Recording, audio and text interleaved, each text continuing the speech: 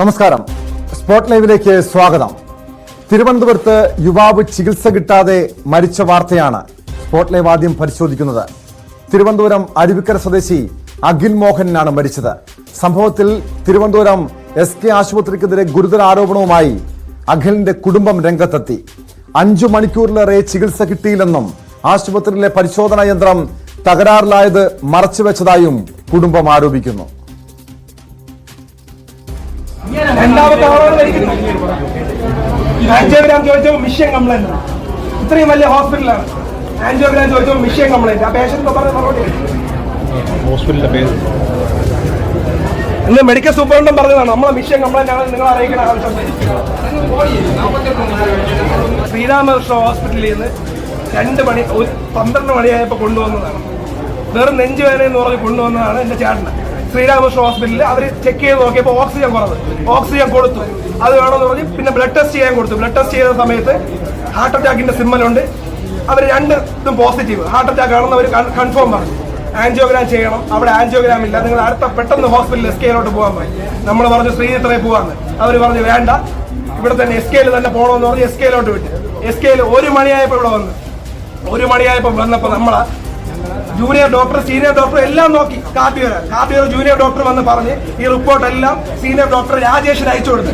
Cardio ഇവിടുത്തെ senior doctor രാജേഷിന് അയച്ചു കൊടുത്തു. രാജേഷ് ഡോക്ടർ പറഞ്ഞത് ഒരു പ്രശ്നമില്ല, ഈ പേഷ്യന്റിന് കാർഡിയോയായിട്ട് ബന്ധപ്പെട്ട ഒരു പ്രശ്നമില്ല, നിങ്ങൾക്ക് ഒരു കുഴപ്പമില്ല. ഞാൻ ചേട്ടനെ വിളിച്ച് പറയാണ് ഒരു പ്രശ്നമില്ല ചേട്ടാ, നമ്മളെ ഇവിടെ ആശുപത്രിയിൽ നിന്ന് വിടാൻ പോവുകയാണ്, ഒരു പ്രശ്നമില്ലെന്ന്. കുറച്ച് കഴിഞ്ഞപ്പോൾ ചേട്ടൻ വയലന്റ് ആയി തുടങ്ങി. ഇതെല്ലാം അവർ കണ്ടുകൊണ്ട് നിൽക്കുകയാണ്. 2 ഡോക്ടർമാരെ കൺമുമ്പിൽ വെച്ച് കണ്ടുകൊണ്ടിരിക്കണം. ഒരു റിയാക്ഷനും ഇല്ല അവർക്ക്. 2 ഓക്സിജൻ മാസ്ക് അല്ലാതെ അവർ വേറെ ഒന്നും വെച്ചിട്ടില്ല. 2 ഓക്സിജൻ മാസ്ക് അല്ലാതെ 5 മണിക്കൂറോളം അവിടെ ഇട്ടുകൊണ്ട് കിടത്തി നമ്മൾ. 5 മണിക്കൂറോളം എന്ത് ചെയ്യണമെന്ന് അറിഞ്ഞുകൂടിയാണ്. 5 മണിക്കൂറോളം. 5ാമത്തെ മണിക്കൂറായപ്പോൾ പുള്ളി വൊമിറ്റ് ചെയ്യാൻ തുടങ്ങി. പുള്ളിക്ക് ഫിക്സ് വരാൻ തുടങ്ങി. ഒരു കുഴപ്പമില്ല, വെറും ആൻജിയോഗ്രാം തീരാന്നുള്ള കാര്യം ഉണ്ടായിരുന്നുള്ളൂ. ആൻജിയോഗ്രാമിന് നിങ്ങൾ ആലോചിച്ച് നോക്കണം. അവിടുത്തെ ഡോക്ടർ പറഞ്ഞത് ആൻജിയോഗ്രാം ചെയ്ത് കഴിഞ്ഞാൽ രക്ഷപ്പെടുമെന്ന്. വെറും ആൻജിയോഗ്രാമിൽ തീരാന്നുള്ള കാര്യം. ഇന്നലെ അവിടുത്തെ മിഷൻ കംപ്ലൈന്റ് ആയിരുന്നു. അതവർ വരുമ്പോൾ നമുക്ക് പറയാമായിരുന്നു. നമ്മൾ വേറെ ആശുപത്രി കൊണ്ടുപോകരുത്, നമുക്ക് ഇവിടെ തന്നെ ചികിത്സിക്കണോ നിർബന്ധമില്ല. അതവർ പറഞ്ഞിട്ടില്ല.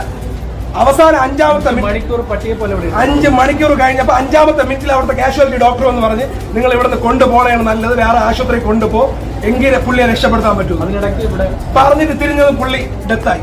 രാവിലെ 5:30 പോലീസിനെ വിളിച്ച് പോലീസ് വന്ന് എഴുതിയെടുത്തോണ്ട് പോയി. വേറെ ഒന്നും ചെയ്തില്ല. പോലീസിനെ വിളിച്ചു, ഡോക്ടർമാരെ ആ ബോഡിയെ മരിച്ച ഡെത്തായെന്ന് പോലും ഇല്ലാതെ വെന്റിലേറ്ററിൽ ഇട്ടുകൊണ്ട് നേരെ എടുത്തോണ്ട് പോയി ആൻജിയോഗ്രാം ചെയ്തു. ആൻജിയോഗ്രാം ചെയ്തോ ഇല്ലെന്ന് നമുക്ക് അറിഞ്ഞൂടാ. അവർ CD തന്നിട്ടില്ല, ഡ്രൈവ് തന്നിട്ടില്ല, ഒന്നും തന്നിട്ടില്ല. ഇതിന്റെ ഒന്നും സത്യാവസ്ഥ നമുക്ക് അറിഞ്ഞൂടാ. 48 ജോലിസ്ഥലത്ത് കുഴഞ്ഞു വീണ അഖിൽ മോഹനെ ആദ്യം മെഡിക്കൽ കോളേജിൽ എത്തിച്ചെങ്കിലും ICU യൂണിറ്റും കിടക്കുകളും ഇല്ലെന്ന് പറഞ്ഞ് തിരിച്ചയക്കുകയായിരുന്നു. പിന്നീട് ശാസ്തമംഗലത്തെ ശ്രീരാമകൃഷ്ണ ഹോസ്പിറ്റലിൽ എത്തിക്കുകയും അവിടെ നിന്ന് SK ഹോസ്പിറ്റലിലേക്ക് മാറ്റുകയുമായിരുന്നു. നല്ലപോലെ ഇവിടെ കൊണ്ടുവന്നിട്ട് ഡോക്ടർമാർ നോക്കാത്തോണ്ടാണ് പറയാൻ. എന്താണ് ശരിക്കും സംഭവിച്ചത്? കുറച്ച് മെഡിക്കൽ കോളേജിലാണ് മുമ്പേ കൊണ്ടുപോയത്. അവിടെ ചെന്നപ്പോഴത്തേക്ക് അവർ പറഞ്ഞു അവിടെ ബെഡില്ല, പിന്നെ ICU ഇല്ലെന്ന് പറഞ്ഞു.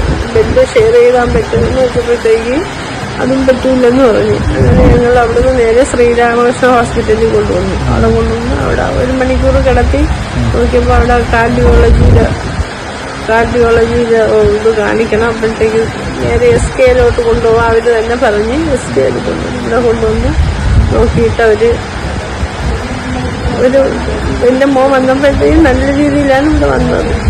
അത് കഴിഞ്ഞിട്ട് ഇവിടെ കൊണ്ടുവന്ന് കിടത്തി. നെഞ്ചുവേദനയെന്ന് പറഞ്ഞു. ഡോക്ടർമാർ നോക്കിയിട്ട് നെഞ്ചുവേദനയല്ല എന്നൊക്കെ പറഞ്ഞു. എന്നിട്ട് പിന്നെ ബ്ലോക്ക് ഉണ്ട്, ഉടനെ ഒരു ഓപ്പറേഷൻ വേണമെന്ന് പറഞ്ഞു. അത് കഴിഞ്ഞിട്ട് കുറേ നേരം കഴിഞ്ഞപ്പോൾ ഞങ്ങളെല്ലാം കൂടെ അകത്ത് കയറ്റിട്ട് ബ്ലോക്കല്ല, ഇത് കണ്ട ഇത് ബ്ലോക്കല്ല എന്തോന്നൊക്കെ TV കാണിച്ചിട്ട് ഇറങ്ങി. അവിടെ താഴെ വെച്ച് വന്നതിന് അവൻ കുറേ പ്രാവശ്യം ശബ്ദിച്ചിട്ട് പിന്നെ അവന് ഓർമ്മയൊന്നും ഇല്ലായിരുന്നു. ഒരാഴ്ചയും ചികിത്സാ തന്നെയാണ് ഒരു ഭാഗം എന്നുള്ള വീഴ്ച. ഇവർ ശരിക്കും എൻ്റെ മക്കളെ നോക്കിയിരുന്നെങ്കിൽ ഇങ്ങനെ വരികയായിരുന്നു. ഞങ്ങൾ വന്നപ്പോൾ നല്ലപോലെ വന്ന എൻ്റെ മക്കളാണ്. എനിക്ക് എൻ്റെ അച്ഛൻ ഇതേ അവസ്ഥ തന്നെ വരാം. അപ്പോൾ നിങ്ങൾ ആരും ഉണ്ടാതിരിക്കുക. അവർ അവരുതായ ഒരു സഹോദരനാണ്, അവർക്ക് മരിച്ചു പോയതാണ്. ഞാൻ ആരുമല്ല, പേപ്പർ എനിക്ക് തന്നെ വിഷമമാകുന്നുണ്ട്. കാരണം കുഞ്ഞൊക്കെ ഉള്ളതെന്ന് പറഞ്ഞാൽ നമുക്ക് നല്ല വിഷമം. അതെ, നൂലെടുത്താണ്. അപ്പോൾ എനിക്ക് തന്നെ കേൾക്കുന്ന വിഷമമായി. കാരണം എൻ്റെ അച്ഛൻ ഇതേ പേഷ്യൻ്റ്, ഡോക്ടറിൻ്റെ പേഷ്യൻ്റാണ്. അപ്പോൾ ഞാൻ ഇത് എന്ത് വിശ്വസിച്ച് ഞാൻ കൊണ്ടേ കാണിക്കും? ഇത് ഒന്നല്ല, ഇന്ന് ഫസ്റ്റ് ഡെത്ത്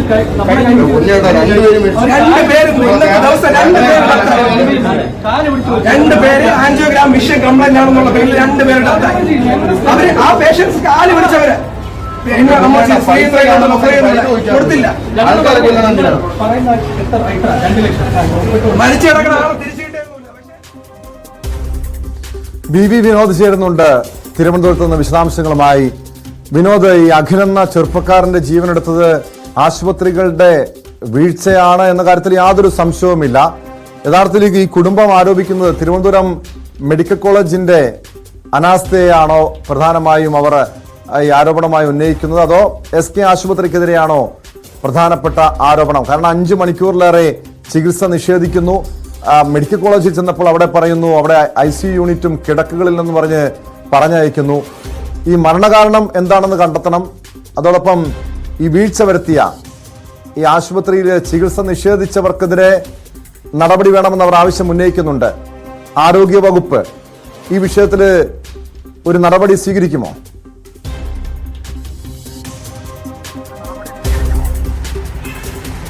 ടോം, 3 ആശുപത്രികളിലായാണ് ചികിത്സ തേടി പോകേണ്ടി വന്നതെന്നാണ് അഖിലിൻ്റെ ബന്ധുക്കൾ പറയുന്നത്. ആദ്യം ജോലി സ്ഥലത്ത് വെച്ച് അഖിലിന് ശാരീരിക അസ്വസ്ഥത ഉണ്ടാകുന്നു. തുടർന്ന് തിരുവനന്തപുരം മെഡിക്കൽ കോളേജിലാണ് ആദ്യം കൊണ്ടുപോകുന്നത്. അവിടെ എത്തിക്കുമ്പോൾ ICUവിൽ ബെഡ് ഒഴിവില്ല എന്ന കാരണം പറഞ്ഞ് അവിടെ നിന്ന് മടക്കി അയച്ചു. തുടർന്ന് ഒരു സ്വകാര്യ ആശുപത്രിയിലേക്ക് പോകുന്നു. അവിടെ ഈ വലിയ ചികിത്സയ്ക്കുള്ള സംവിധാനങ്ങളില്ല. അതുകൊണ്ട് തന്നെ അവർ ഇടപ്പഴിഞ്ഞിയിലെ സ്വകാര്യ ആശുപത്രിയിലേക്ക് അയക്കുകയാണ്, SK ആശുപത്രിയിലേക്ക് അയക്കുകയാണ്. അവിടെ എത്തിച്ച ശേഷം ഈ വലിയ അനാസ്ഥ ഉണ്ടായി എന്ന് തന്നെയാണ് അഖിലിൻ്റെ ബന്ധുക്കൾ പറയുന്നത്. അവിടെ കൊണ്ടു ചെല്ലുമ്പോൾ തന്നെ നെഞ്ചുവേദന അനുഭവപ്പെടുന്നുണ്ട്. എന്നിട്ടും ഡോക്ടർമാർ അത് ഹൃദ്രോഗം അല്ലെങ്കിൽ ഹൃദയാഘാതത്തിലേക്ക് നയിക്കുന്ന കാരണമാണോ എന്ന് കണ്ടെത്തിയില്ല എന്നൊരു ആരോപണം. മാത്രവുമല്ല, ആദ്യം ബ്ലോക്ക് ഉണ്ടെന്ന് പറയുന്നു. അതിനുശേഷം ചില പരിശോധനകൾ നടത്തിയ ശേഷം അകത്തേക്ക് കൊണ്ടുപോയി ഒരു സിസ്റ്റത്തിൽ ചില ചിത്രങ്ങൾ കാണിക്കുന്നു. എന്നിട്ട് ബ്ലോക്ക് ഇല്ല എന്ന കാര്യം ബന്ധുക്കളോട് പറയുകയാണ്.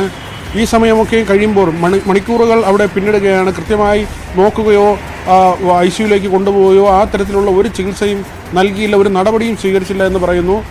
ഈ ചിത്രങ്ങളൊക്കെയും കാണിച്ച ശേഷം വീണ്ടും നെഞ്ചുവേദന കൂടുകയാണ്. ആ സമയത്ത് ഛർദി അനുഭവപ്പെടുന്നു. തുടർന്ന് വലിയ തരത്തിൽ അവശനാകുന്നു, പരിഭ്രാന്തി കാണിക്കുകയൊക്കെയും ചെയ്യുന്നു. ആ സമയത്തൊക്കെ ബന്ധുക്കൾ ഡോക്ടർമാരോട് പറയുന്നുണ്ട് കൃത്യമായ ചികിത്സ നൽകണമെന്ന കാര്യം. പക്ഷേ അവിടെയൊന്നും കാര്യമായ ഒരു നടപടി ഉണ്ടായില്ല. ഏറ്റവും ഒടുവിൽ വാർഡിലേക്ക് കൊണ്ടുപോവുകയും ആൻജിയോഗ്രാം വേണമെന്ന ഒരു കാര്യം അറിയിക്കുകയും ചെയ്യുന്നു. പക്ഷേ അപ്പോഴേക്കും അഖിൽ മരണപ്പെട്ടു. പിന്നീട് മരണത്തിന് ശേഷമാണ് ആൻജിയോഗ്രാമിന് വിധേയമാക്കുന്നത്. അതിനുശേഷം വെന്റിലേറ്ററിലേക്ക് മാറ്റുന്നു. ഇത് വലിയ തുക, അതായത് ഭീമമായ ബില്ല് വാങ്ങിയെടുക്കുന്നതിന് വേണ്ടിയാണ് എന്ന ആരോപണം. മാത്രവുമല്ല, മറ്റ് രോഗികൾക്കും ഇതേപോലെ ആൻജിയോഗ്രാം നിഷേധിച്ചു എന്ന ആരോപണം അഖിലിൻ്റെ ബന്ധുക്കൾ പറയുന്നുണ്ട്. മാത്രവുമല്ല, ആ രോഗികളുടെ ബന്ധുക്കളും അവിടെ ബഹളമുണ്ടാക്കുന്ന ഒരു സാഹചര്യമുണ്ടായി. മറ്റ് മരണം എന്ന നിലയ്ക്ക് തന്നെയാണ് അവർ അവിടെ പറയുന്നത്. ഒന്നിൽ കൂടുതൽ മരണങ്ങൾ എന്ന ആരോപണം അവർ ഉന്നയിക്കുന്നുണ്ട്. ഈ മരണവും അങ്ങനെ തന്നെയാണ്, ചികിത്സ കിട്ടാതെ മറ്റൊരു മരണം കൂടി എന്ന ആരോപണം അവർ ഉന്നയിക്കുന്നുണ്ട്. ഏതായിരുന്നാലും പിന്നീട് പൂജപ്പുര പോലീസിൽ ഇത് സംബന്ധിച്ച പരാതി നൽകുകയും പോലീസ് അന്വേഷണം നടത്തുകയും ചെയ്യുന്നുണ്ട്. ഇന്നും രാവിലെ അഖിലിൻ്റെ ബന്ധുക്കൾ പോലീസ് സ്റ്റേഷനിലേക്ക് എത്തി മൊഴി നൽകിയിട്ടുണ്ട്. അഖിലിൻ്റെ ഒരു കാര്യം പരിശോധിച്ചാൽ 30 ദിവസം പ്രായമായ കുഞ്ഞിൻ്റെ അച്ഛനാണ് അഖിൽ. പാലോട് സ്വദേശിയാണ്. അഖിലിൻ്റെ ഭാര്യ ആകട്ടെ അരുവിക്കര സ്വദേശിയാണ്. ഇപ്പോൾ ഈ പ്രസവം കഴിഞ്ഞ് അഖിലിൻ്റെ ഭാര്യ അവരുടെ വീട്ടിൽ കഴിയുകയാണ്. 30 ദിവസമാണ് കുഞ്ഞിന് പ്രായമായിട്ടുള്ളത്. അപ്പോഴാണ് ഇങ്ങനെ ഒരു സംഭവം. ഇതിൽ ഈ 2 ആശുപത്രികൾക്കെതിരെയുമുള്ള, അതായത് ഈ മരണം സംഭവിച്ച പ്രൈവറ്റ് ആശുപത്രി, സ്വകാര്യ ആശുപത്രിക്കെതിരെയുള്ള പ്രധാന ആരോപണം അവിടെ അഖിലിൻ്റെ ബന്ധുക്കൾ, മാതാവ് അടക്കമുള്ള ആളുകൾ അവിടെ പറയുന്നത് ഈ അനാസ്ഥയെക്കുറിച്ച് തന്നെയാണ്. അവിടെ എത്തിച്ചിട്ടും മണിക്കൂറുകൾ കഴിഞ്ഞിട്ട്, ഏതാണ്ട് 5.5 മണിക്കൂറുകളോളം അവിടെ ഉണ്ടായിട്ടും കൃത്യമായ ചികിത്സ നൽകിയില്ല എന്ന കാര്യമാണ്. പക്ഷേ മറ്റൊരു ഗുരുതരമായ കാര്യം നമുക്ക് പറയാം. അതെന്തുകൊണ്ടാണ് ഈ ചികിത്സ അത്രയും വൈകാനുള്ള കാരണം എന്താണെന്നാണ് പറയുന്നത്? ഈ SK ആശുപത്രിയുടെ വീഴ്ച തന്നെയാണ് പ്രധാനമായും ഈ യുവാവിന്റെ മരണത്തിൽ കലാശിച്ചത് എന്ന് തന്നെയാണ് മനസ്സിലാക്കാൻ കഴിയുന്നത്. ഈ ആശുപത്രിയുടെ ഭാഗത്തു നിന്നും ഈ വിഷയത്തിൽ വിശദീകരണം എന്തെങ്കിലും പുറത്തു വന്നിട്ടുണ്ടോ വിനോദ്? ഇതുവരെ ഔദ്യോഗിക വിശദീകരണം വന്നിട്ടില്ല. ഏറ്റവും ഒടുവിലും ഈ അഖിലിൻ്റെ ബന്ധുക്കൾ ആരോപിക്കുന്നത്, അതായത് അല്പസമയം മുൻപാണ് അവർ ഈ മൃതദേഹം ഏറ്റുവാങ്ങാനായി അവിടെ എത്തിയത്. പോലീസ് സ്റ്റേഷനിലെത്തി അവിടെ മൊഴി നൽകുകയും മറ്റ് നടപടികൾ, പോലീസിൻ്റെ പ്രാഥമികമായ നടപടികൾ പൂർത്തിയാക്കി പോലീസും അഖിലിൻ്റെ ബന്ധുക്കളുമായിട്ടാണ് അല്പസമയം മുൻപ് ബോഡി ഏറ്റുവാങ്ങാനായി എത്തിയത്. അപ്പോഴും അവർ ഉന്നയിക്കുന്ന ആരോപണം കൃത്രിമമായി രേഖകൾ ഉണ്ടാക്കുന്നുവെന്നാണ്. അതായത് ഈ ആശുപത്രിയിലെത്തി ഈ മരണം സംഭവിക്കുന്നത് വരെയുള്ള കാര്യങ്ങളെക്കുറിച്ചുള്ള രേഖകൾ ഇപ്പോൾ ആശുപത്രി നൽകിയത് വ്യാജരേഖകളാണ്. പല ക്രമക്കേടുകളും അതിൽ ഉണ്ടായിട്ടുണ്ട്. ഇപ്പോൾ നമ്മളിപ്പോൾ ഈ വാർത്ത റിപ്പോർട്ട് ചെയ്യുമ്പോൾ പോലീസിൻ്റെ പരിശോധന അവിടെ നടക്കുന്നുണ്ട്. കൃത്യമായി ഈ രേഖകളുടെ ഒരു സത്യസന്ധത സംബന്ധിച്ചുള്ള പരിശോധന നടക്കുന്നുണ്ട്. പക്ഷേ അതിനപ്പുറത്തേക്ക് ഈ ആരോപണം ശരിയോ തെറ്റോ എന്ന് അറിയണമെങ്കിൽ പോലീസിൻ്റെ പരിശോധനയല്ല പ്രധാനമായും വേണ്ടത്. ഇതിൽ ആരോഗ്യവകുപ്പിൻ്റെ അടിയന്തര ഇടപെടലാണ്. വളരെ പെട്ടെന്ന് തന്നെ ഇങ്ങനെ ഒരു ആരോപണം ഉയർന്ന നിലയ്ക്ക് അവിടെ കാര്യങ്ങൾ പരിശോധിക്കുകയും രേഖകൾ പരിശോധിക്കുകയും ഏത് തരത്തിലുള്ള ചികിത്സയാണ് അഖിലിന് നൽകിയത്, അതോടൊപ്പം തന്നെ ഈ ആൻജിയോഗ്രാം അതുമായി ബന്ധപ്പെട്ട് അവിടെ അത് നടത്തുന്നതിന് സാങ്കേതിക പ്രശ്നങ്ങൾ ഉണ്ടായിരുന്നുവെന്നാണ് അഖിലിൻ്റെ ബന്ധുക്കൾ ആരോപിക്കുന്നത്. അത്തരം കാര്യങ്ങൾ ശരിയാണോ, പറഞ്ഞത് ശരിയാണോ തുടങ്ങിയ കാര്യങ്ങളെല്ലാം അന്വേഷിക്കുന്നതിന് കൃത്യമായി ഒരു മെഡിക്കൽ സംഘത്തെ രൂപീകരിക്കേണ്ടതുണ്ട്. അതിന് ആരോഗ്യവകുപ്പിൻ്റെ ഭാഗത്തു നിന്ന് അടിയന്തരമായ നടപടി ഉണ്ടാകണം. നേരത്തെയും തിരുവനന്തപുരം മെഡിക്കൽ കോളേജിൽ സമാനമായ രീതിയിൽ കാര്യങ്ങൾ സംഭവിച്ചിട്ടുണ്ട്.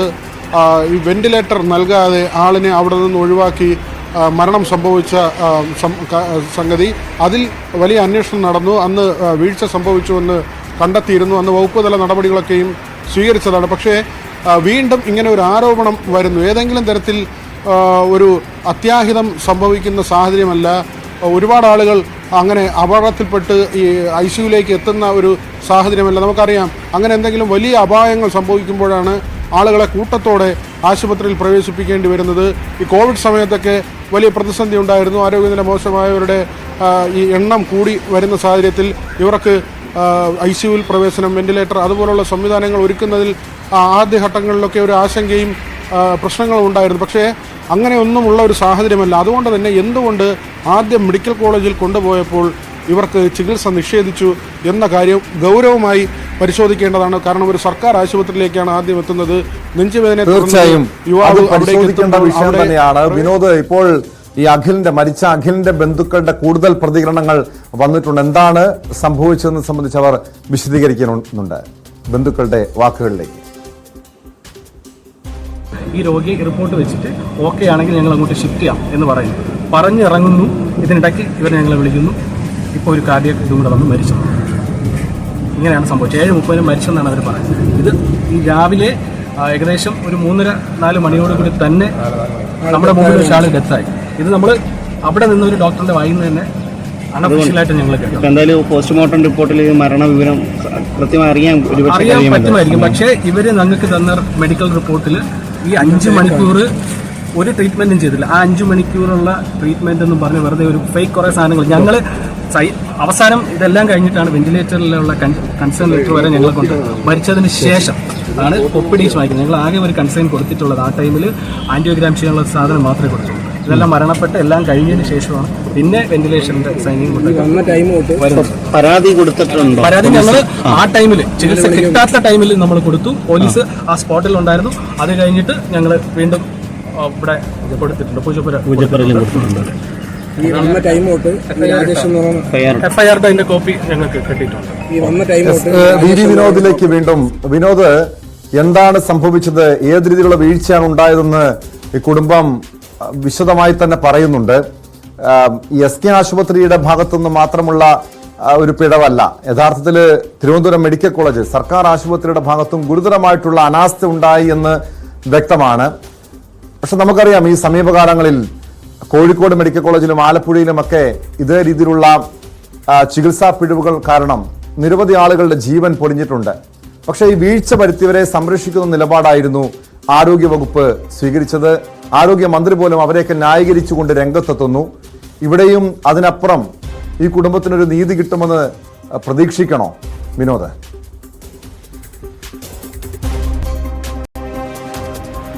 ടോം, ഇപ്പോൾ പോലീസിന്റെ അന്വേഷണമാണ്. പരാതി ലഭിച്ചു, പോലീസാണ് ഇതിൽ അന്വേഷണം നടത്തുന്നത്. പക്ഷേ ഈ മെഡിക്കൽ രേഖകൾ ഉൾപ്പെടെ ഉള്ള കാര്യങ്ങൾ അത് പരിശോധിക്കുന്നതിൽ പോലീസിന്റെ പരിജ്ഞാനം ഒരുപക്ഷെ അവർക്ക് ഈ കേസ് അന്വേഷണവുമായി മുന്നോട്ട് പോവുക, അതിൻ്റെ നടപടികൾ സ്വീകരിക്കുക, മറിച്ച് ഈ ആശുപത്രി രേഖകൾ പരിശോധിക്കുക, അതിൻ്റെ ഒരു പരിജ്ഞാനമൊന്നും സാധാരണ പോലീസ് ഉദ്യോഗസ്ഥർക്ക് ഉണ്ടാകില്ല. അതുകൊണ്ട് തന്നെ ഇക്കാര്യത്തിൽ വളരെ പെട്ടെന്ന് ആരോഗ്യ വകുപ്പിൻ്റെ നടപടിയാണ് ഉണ്ടാകേണ്ടത്. ആരോഗ്യമന്ത്രിയുടെ ഇടപെടൽ ഉണ്ടാകണം. കാരണം ഇങ്ങനെ ഒരു ആരോപണം ഉന്നയിക്കുമ്പോൾ സ്വാഭാവികമായും അതിൽ എത്രമാത്രമാണ് അതിൻ്റെ നിജസ്ഥിതി, അങ്ങനെ മെഡിക്കൽ നെഗ്ലിജൻസ് ഉണ്ടായിട്ടുണ്ടോ, ചികിത്സ കൊടുക്കാതിരുന്നിട്ടുണ്ടോ, അല്ലെങ്കിൽ തന്നെ അശാസ്ത്രീയ രീതിയിൽ ഈ ജൂനിയർ ഡോക്ടർമാർ അവർക്ക് അവരുടെ പരിചയക്കുറവോ ആ തരത്തിലുള്ള എന്തെങ്കിലും പ്രശ്നങ്ങൾ ഉണ്ടായിട്ടുണ്ടോ? കാരണം ഇത്രയും മണിക്കൂറുകൾ ഒരാൾക്ക് ഒരു ചികിത്സയും നൽകിയില്ല എന്ന് ബന്ധുക്കൾ പറയുന്നു. മാത്രവുമല്ല, ഇപ്പോൾ ആശുപത്രി പുറത്തു നൽകിയിട്ടുള്ള അല്ലെങ്കിൽ കൈമാറിയിട്ടുള്ള രേഖകൾ അത് വ്യാജരേഖകളാണെന്ന് പറയുന്നു. അതെല്ലാം തന്നെ ഇതിൻ്റെ ഒരു പ്രാഥമിക ഘട്ടത്തിൽ അന്വേഷിച്ചാൽ മാത്രം ഇതിൻ്റെ വസ്തുതകൾ പൂർണ്ണതോതിൽ വെളിപ്പെടും. കാരണം പിന്നെയും ദിവസങ്ങൾ കഴിയുന്നതോടുകൂടി ഇത് തെളിവുകൾ ശേഖരിക്കുന്നതിനുള്ള ബുദ്ധിമുട്ടുണ്ടാകും. അതുകൊണ്ട് തന്നെ അടിയന്തര അന്വേഷണം എന്നതിലേക്ക് ആരോഗ്യവകുപ്പ് പോകേണ്ടതുണ്ട്. മാത്രവുമല്ല, അവർ ആദ്യം ഈ പറഞ്ഞതുപോലെ സ്വകാര്യ ആശുപത്രിയിലേക്കല്ല എത്തുന്നത്, മറിച്ച് സർക്കാർ ആശുപത്രിയിലാണ്. തിരുവനന്തപുരം മെഡിക്കൽ കോളേജിൽ എത്തുമ്പോൾ അവിടെ ICUവിൽ കിടക്ക ഒഴിവില്ല എന്ന് പറഞ്ഞ് ഒഴിവാക്കിയെങ്കിൽ അതിൻ്റെ വസ്തുത കൂടി അറിയേണ്ടതുണ്ട്. അങ്ങനെ ഒരു സർക്കാർ ആശുപത്രിയിൽ ഒരാൾ ഹൃദയാഘാതം ഉണ്ടായി വരുമ്പോൾ പ്രവേശിപ്പിക്കാൻ പറ്റില്ല, സ്വകാര്യ ആശുപത്രിയിലേക്ക് മാറ്റൂ എന്ന് പറഞ്ഞിട്ടുണ്ടെങ്കിൽ അതിൻ്റെ അടിസ്ഥാനം പരിശോധിക്കേണ്ടതുണ്ട്. അവിടെ എന്താണ് സംഭവിച്ചതെന്ന് അറിയേണ്ടതുണ്ട്. തുടർന്ന് ഇവർ മറ്റൊരു സ്വകാര്യ ആശുപത്രിയിലേക്ക് പോകുന്നു. പക്ഷേ അവിടെ ആവശ്യത്തിനുള്ള ചികിത്സ ഉള്ള ഒരു ആശുപത്രിയല്ല, അവിടെ നിന്നാണ് മൂന്നാമത്തെ ആശുപത്രിയിലേക്ക് കൊണ്ടുപോകുന്നത്. അങ്ങനെ വരുമ്പോൾ ഇതിൻ്റെ കാരണം, ഇത് തുടക്കം ആരംഭിക്കുന്നതും തിരുവനന്തപുരം മെഡിക്കൽ കോളേജിൽ നിന്നാണ്.